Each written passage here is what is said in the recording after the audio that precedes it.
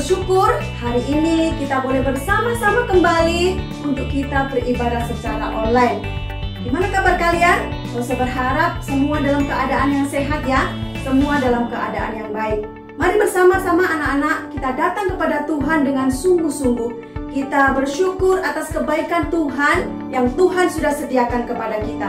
Mari kita siapkan hati kita masuk di dalam doa. Doa pembukaan akan dipimpin oleh Michelle. Teman-teman, mari kita berdoa. Tuhan Yesus, sekarang kami mau memulai ibadah kami hari ini. Berkati kami supaya kami bisa fokus dan mendengarkan dengan baik. Sekarang kami mau memuji dan mendengar firman Tuhan. Dalam nama Tuhan Yesus kami berdoa. Amin. Anak-anak, mari kita bersama-sama kita pujikan. Bapa, ku datang kepadamu, mengucap syukur untuk segala kebaikan Tuhan.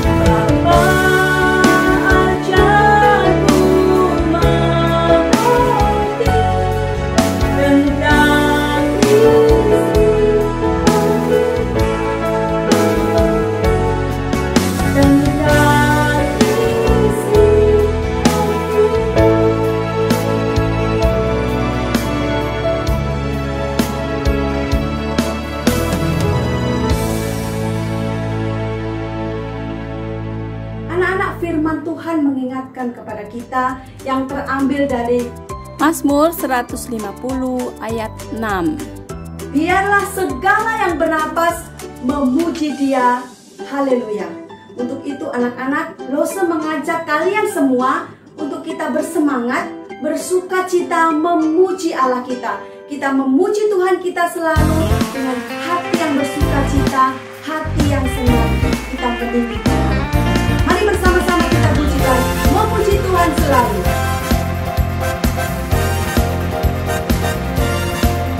Memuji Tuhan selalu, mari kita puji Dia. Memuji Tuhan selalu, mari kita puji Dia. Puji, puji, mari kita puji Dia.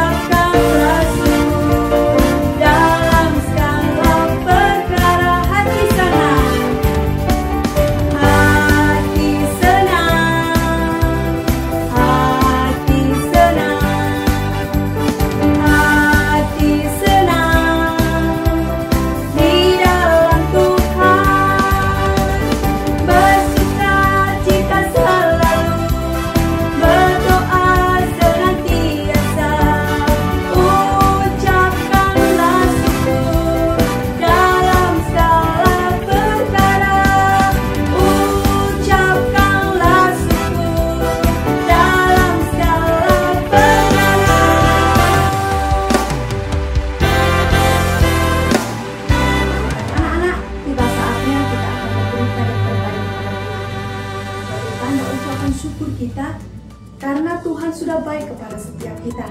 Mari kita mempersiapkan persembahan kita yang terbaik untuk Tuhan. Anak-anak bisa meminta tolong kepada papa mama untuk mentransfer ke nomor rekening yang ada di layar kaca kalian ya.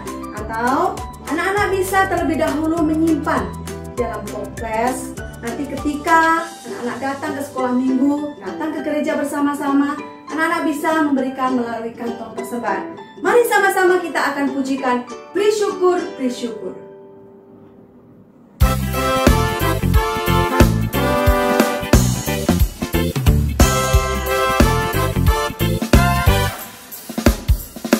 Beri syukur, beri syukur, bilang syukur, beri syukur, susah ataupun senang, beri syukur. Panjatkan doamu, segenap hatimu, kasihnya Yesus jadi milikmu. Beri syukur, beri syukur, beri syukur, bilang syukur, beri syukur, susah ataupun senang, beri syukur. Panjatkan doamu, segenap hatimu, kasihnya Yesus jadi milikmu. Beri syukur, bilang syukur, beri syukur, susah ataupun senang, beri syukur.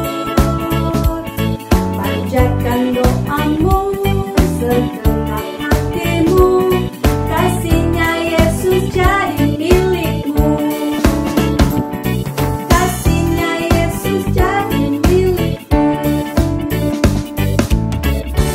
Doa persembahan akan dipimpin oleh Chelsea. Teman, mari kita berdoa. Terima kasih Tuhan untuk hari yang indah ini. Tuhan tolong berkati persembahan ini dan supaya persembahan ini bisa menjadi berkat untuk orang lain. Di dalam nama Tuhan Yesus kami berdoa, amin. Amin. Anak-anak, tiba saatnya kita akan mendengarkan firman Tuhan. Mari bersama-sama kita duduk yang manis. Kita siapkan hati kita, telinga kita, untuk kita siap mendengarkan firman Tuhan. Mari bersama-sama kita pujikan tabur firman-Mu. Kita mau dibentuk setur dan sesuai dengan kebenaran firman Tuhan.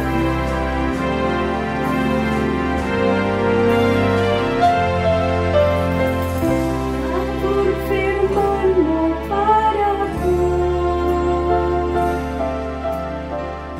pimpin aku di jalan-Mu, bentuk aku menurut-Mu, agar aku senangkan-Mu. Kita pujikan sekali lagi. Tabur firman-Mu padaku, pimpin aku di jalan-Mu, bentuk aku menurut-Mu, agar aku senangkan-Mu. Mari anak-anak, kita siapkan sungguh-sungguh hati kita. Mari kita menerima firman Tuhan. Firman Tuhan diberitakan, kita simpan dalam hati kita. Tabur firman-Mu padaku, pimpin aku di jalan-Mu, bentuk aku menurut-Mu, agar aku senangkan-Mu, bentuk aku menurut-Mu, agar aku senangkan-Mu.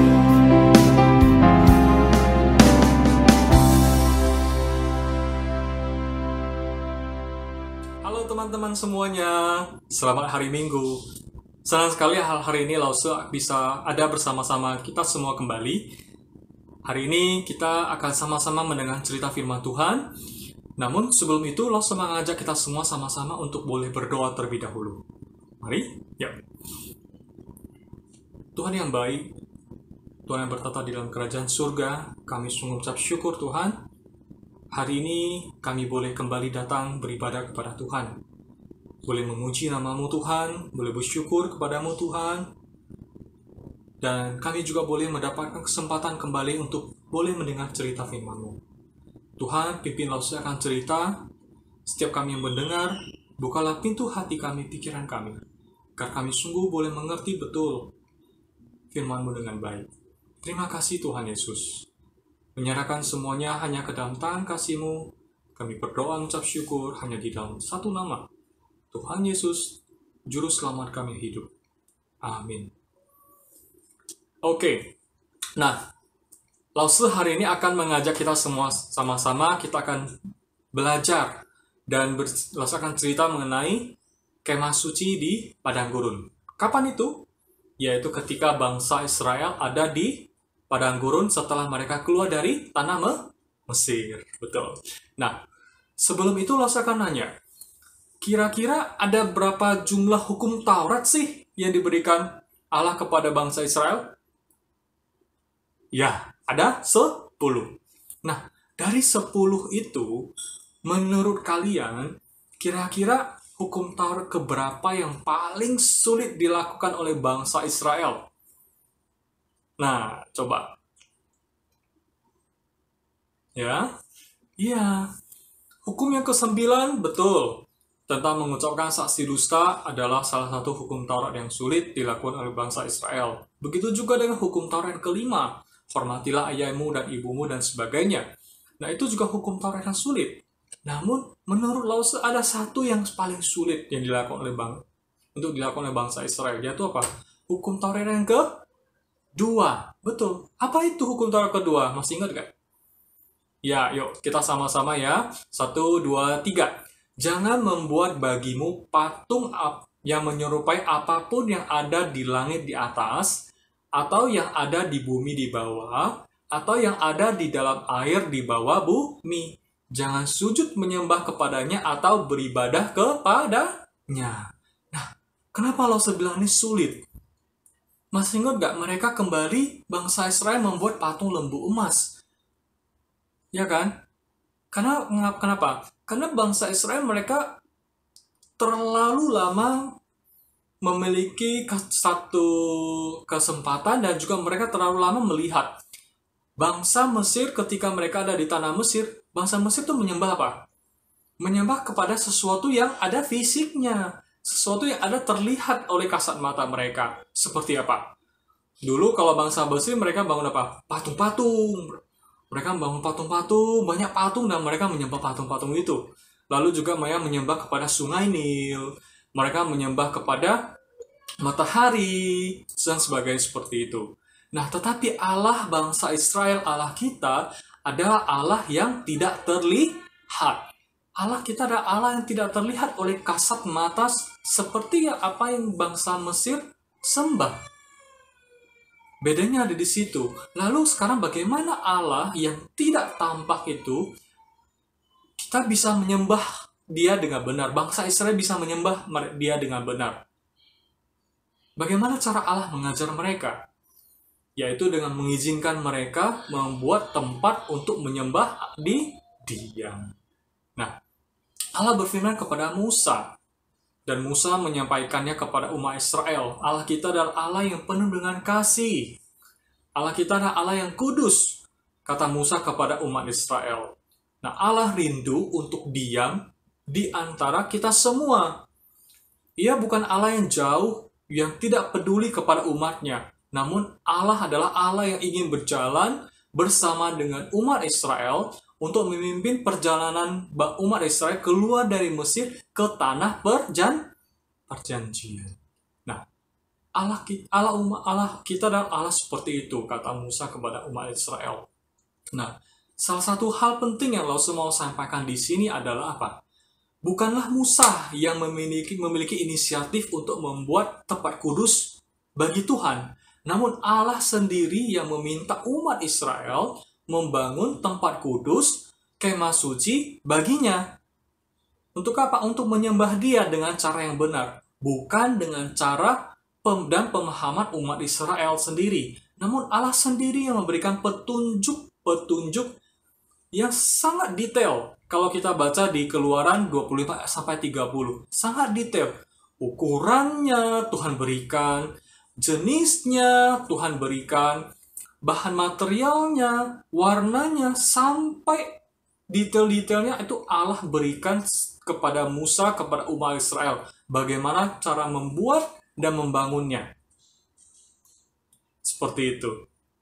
Nah, Musa lalu meminta umat Israel untuk berkumpul.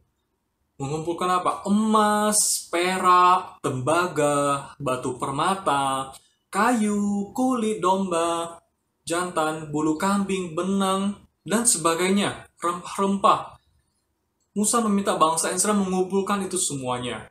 Dan Allah berfirman bahwa tidak seorang pun dipaksa untuk memberikan sesuatu.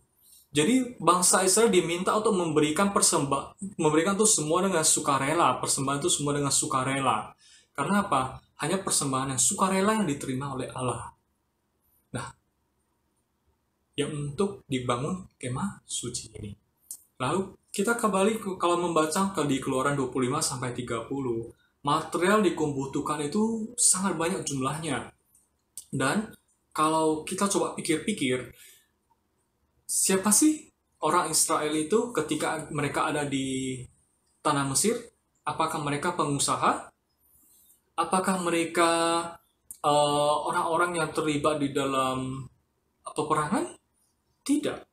Jadi umat Israel ketika mereka di tanah Mesir, mereka semua adalah sebagai budak. Artinya apa?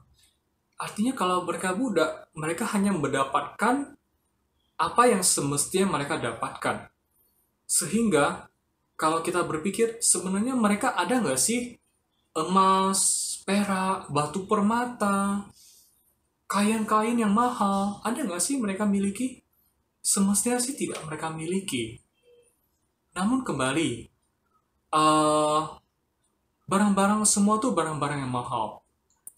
Kita sini bisa melihat kembali bahwa Allah tidak hanya serta-merta memberikan rencana. Allah tidak serta-merta memberikan petunjuk bagaimana umat Israel akan membangun kemah suci tersebut. Tapi Allah juga menyediakan semua kebutuhan itu, semua material kebutuhan itu untuk boleh dibangun. Nah, ketika umat Israel keluar tanah Mesir, umat Israel itu mendapatkan barang-barang ini dari Mesir ketika mereka keluar dari sana. Nah, sehingga sebenarnya Allah ketika mempersiapkan ini, Allah telah mempersiapkan semuanya dengan betul, dengan benar. Mulai dari A sampai Z, dari hulu hingga hilir, Allah sudah mempersiapkannya semua.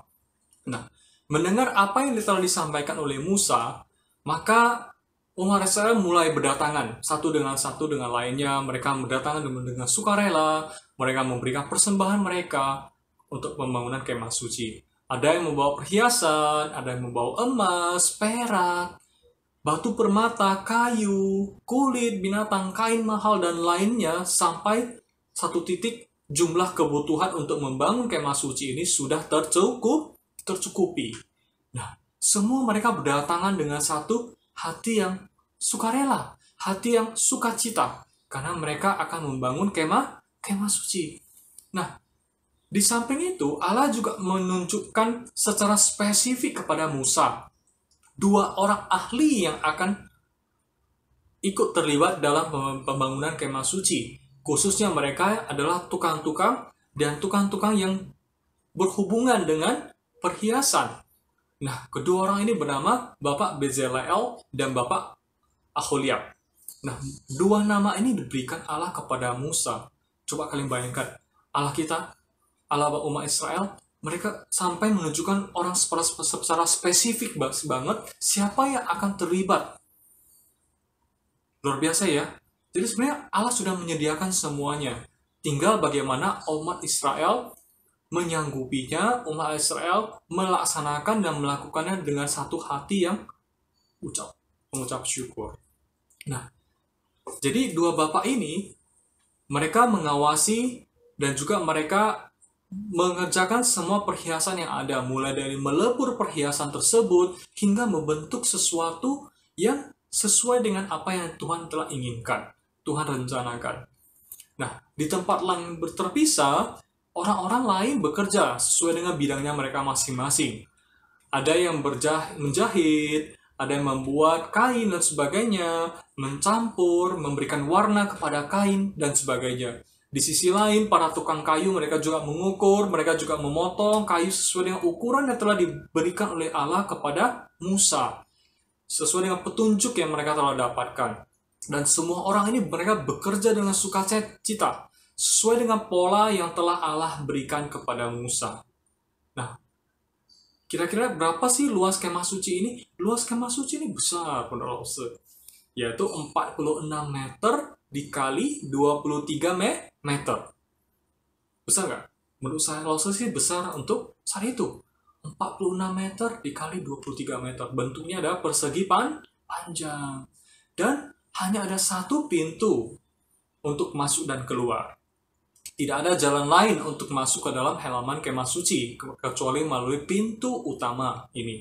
Nah, pintu utama ini lebar dan mudah dibuka karena merupakan tirai yang tebal yang sangat indah yang telah dilakukan, dikerjakan oleh umat Israel melalui kain-kain yang bagus, diberikan warna, perhiasan, dan sebagainya. Nah, Allah akan membawa kita sama-sama masuk ke dalam kemah suci. Nah, ketika di luar kita sama-sama bisa melihat bagaimana luasan dari kemah suci tadi yang ukurannya 23 kali 46 meter. Ada pintu besar di tengah. Dan pintu itu ditutupi oleh tirai yang tebal. Nah, ketika kita boleh masuk ke dalam kemah suci ini, kita sudah berada di namanya halaman kemah suci. Di halaman kemah suci ini apa? Ketika kita di dalamnya, kita bisa melihat sekeliling daripada kemah suci itu. Berwarna putih, terang, tingginya kurang lebih sekitar 2,3 meter. Dari sana, ketika kita ada di dalam halaman kemah suci, kita tidak bisa melihat apa yang ada di luar kemah suci. Karena ditutupi yang tinggi 2,3 meter itu. Kenapa? Kembali di sini ada tujuannya, yaitu Allah mau bahwa setiap orang umat Israel yang masuk ke dalam kemah suci, mereka ketika datang ke dalam, hadir di dalam, mereka hanya memiliki satu tujuan, dan pikiran mereka hanya tertuju kepada Allah sendiri. Jadi tidak ada gangguan dari di luar kemah suci itu. Jadi kita benar-benar fokus dengan satu tujuan, yaitu beribadah kepada Allah. Nah, sebelum kita memasuki lebih jauh lagi, kita akan melihat di depan pintu, dekat pintu gerbang daripada kemah suci, kita akan melihat satu mesbah yang agak tinggi, kurang lebih sekitar 1,38 meter, 138 cm, yang terbuat dari kayu yang dilapisi oleh tembaga. Inilah tempat mesbah kobaran, mesbah bakaran. Mesbah ini diletakkan di dekat pintu gerbang. Nah, umat Israel menyadari dosa-dosa mereka, dan mereka membawa seekor binatang ke tempat ini untuk dipersembahkan dan dibakar habis sebagai korban penebus dosa. Nah, melalui mesbah bakaran ini, kita mengerti bahwa tidak ada seorang pun yang dapat menghampiri Allah tanpa menyerahkan korban untuk menghapus dosa orang itu. Apakah teman-teman mengerti arti ini? Sama artinya dengan darah yang dioleskan pada ambang tiang pintu rumah orang Israel ketika mereka di Mesir. Ketika Tuhan memberikan tulah. Masih ingat kan? Umat Israel harus mengoleskan darah di ambang pintu. Untuk apa? Supaya anak sulung orang Israel itu tidak akan mati, dapat hidup.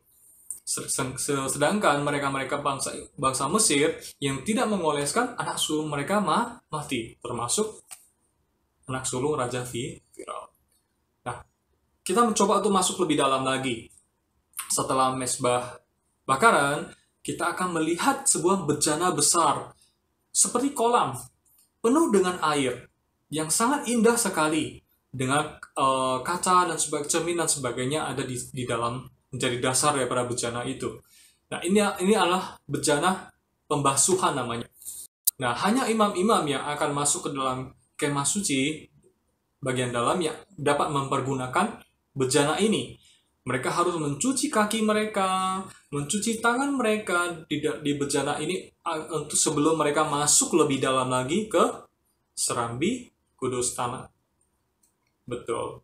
Nah, setelah bejana pembasuhan ini langsung akan membawa kita masuk lagi lebih dalam, yaitu serambi kudus.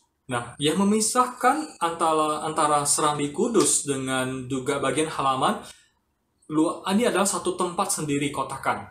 Jadi, di dalam itu di sebelum itu akan ada tirai.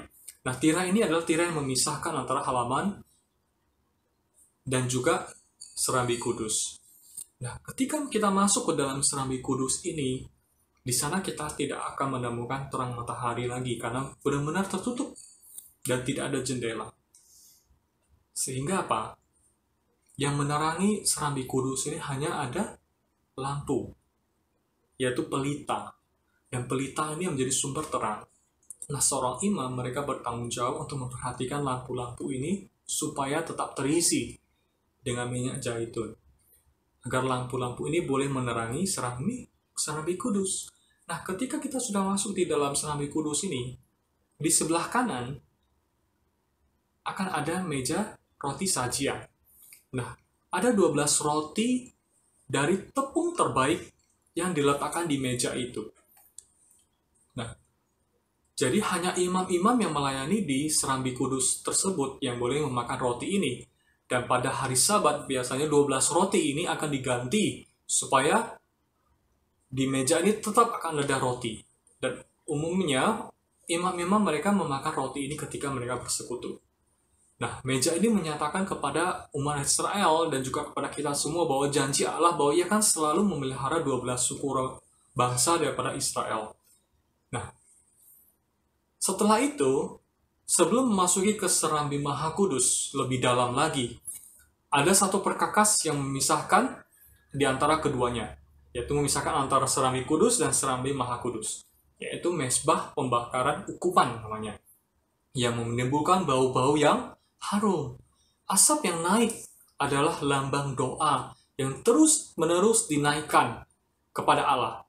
Siang dan malam seorang imam bertanggung jawab untuk membersihkan dan juga mengisi kandil ini supaya ukupan selalu dibakar di atas mesbah ini. Nah, sekarang kita sudah berdiri di depan tirai yang memisahkan antara serambi kudus dan juga serambi Maha Kudus. Gambar malaikat ditenun dengan teliti pada bahan tirai ini yang berwarna biru. Hanya imam besar saja yang boleh memasuki serambi Maha Kudus. Kalau tadi serambi kudus, imam-imam boleh di dalam. Tapi untuk masuk ke dalam serambi Maha Kudus, hanya boleh imam besar saja. Dan itu pun, imam besar hanya boleh masuk 1 kali dalam 1 tahun. Untuk apa? Untuk meminta pengampunan dari Tuhan.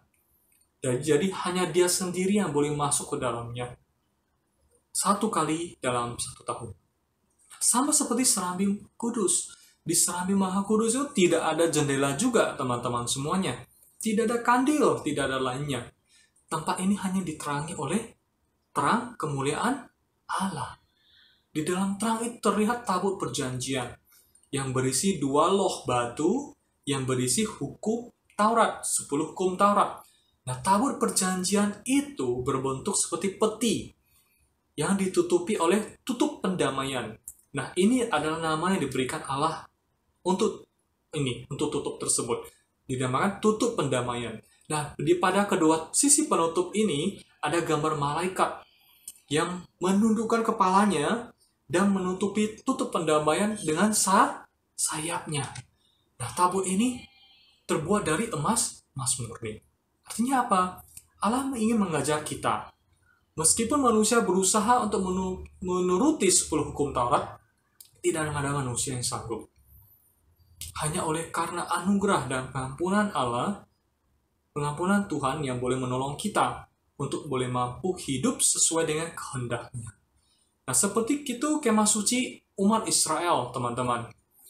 Jadi dari luar, umat Israel juga dapat menyaksikan awan tanda kehadiran Allah bergerak dari luar perkemahan dan diam di atas kemah suci. Dan pada saat malam hari ada api di dalamnya. Nah, dengan adanya kemah suci, umat Israel mereka semua bergembira karena mereka tahu dan mereka sadar bahwa Allah tidak ada berada di luar perkemahan mereka, namun ada di tengah-tengah mereka. Jadi, melalui cerita ini Allah juga ingin mengajarkan kepada kita sesuatu hal yang penting, bahwa apa? Kita menghampiri Allah dengan sukarela, dengan sukacita sambil memuji Tuhan. Dan kita harus penuh dengan kesadaran yang tinggi bahwa kita adalah orang yang berdosa dan meminta ampun dari Tuhan akan segala dosa-dosa kita. Yesus sudah memberikan hidupnya untuk menebus dosa-dosa kita. Sehingga apa? Sehingga yang tadinya ada jarak yang memisahkan, kita sekarang tidak ada. Kita boleh datang kepada Allah secara langsung. Dan kita dapat menghampiri Tuhan, rumah Tuhan. Kita harus datang dengan tangan, kaki, pakaian yang bersih, dengan penuh rasa hormat. Dan yang paling penting adalah dengan hati yang dibersihkan, dan doa kita yang senantiasa kita naikkan kepada Tuhan. Teman-teman semua, kita beruntung. Kalau dulu umat Israel, kalau mereka mau menghampiri Allah, harus melalui imam besar. Dan itu pun hanya 1 kali dalam 1 tahun. Namun, melalui kematian Yesus Kristus di atas kayu salib, menebus dosa-dosa kita semuanya. Tirai yang tadinya memisahkan antara serambi kudus dengan serambi maha kudus sudah robek dari atas hingga ke bawah. Sehingga kita datang ke hadapan Allah yang kudus, dan kita boleh datang berdoa kepada Dia tanpa ada hambatan apapun. Kita dapat berbicara kepada Allah layaknya kita berbicara kepada Bapa kita sendiri. Karena apa? Karena Tuhan Yesus yang telah menjadi perantara kita. Oleh sebab itu kita mesti bersyukur. Dan tidak ada alasan lagi untuk kita semua boleh datang kepada Tuhan, berdoa kepada Tuhan. Karena Tuhan ada bersama-sama dengan kita, ada di tengah-tengah kita semuanya. Dan telinga Tuhan selalu terbuka untuk kita semua. Ya, itu pelajaran kita, cerita dari Lause untuk hari ini. Jadi, walaupun dalam kondisi yang sekarang ini, kita tidak dapat datang ke rumah Tuhan, ke sekolah minggu, selalu ingat bahwa kita selalu memiliki akses langsung kepada Allah, kepada Tuhan. Mari kita sama-sama berdoa kepada Dia. Yuk, masakan tutup dalam doa. Tuhan yang baik, kami sungguh ucap syukur. Kami sebagai anak-anak Tuhan, melalui pengorbanan Yesus Kristus di atas kayu salib, tidak ada lagi tirai yang memisahkan kami dengan Tuhan, sehingga kami boleh langsung berbicara kepada Tuhan. Kami boleh langsung berdiskusi kepada Tuhan, bercerita kepada Tuhan, apapun. Terima kasih ya Tuhan Yesus. Ajar kami ya Bapa, agar kami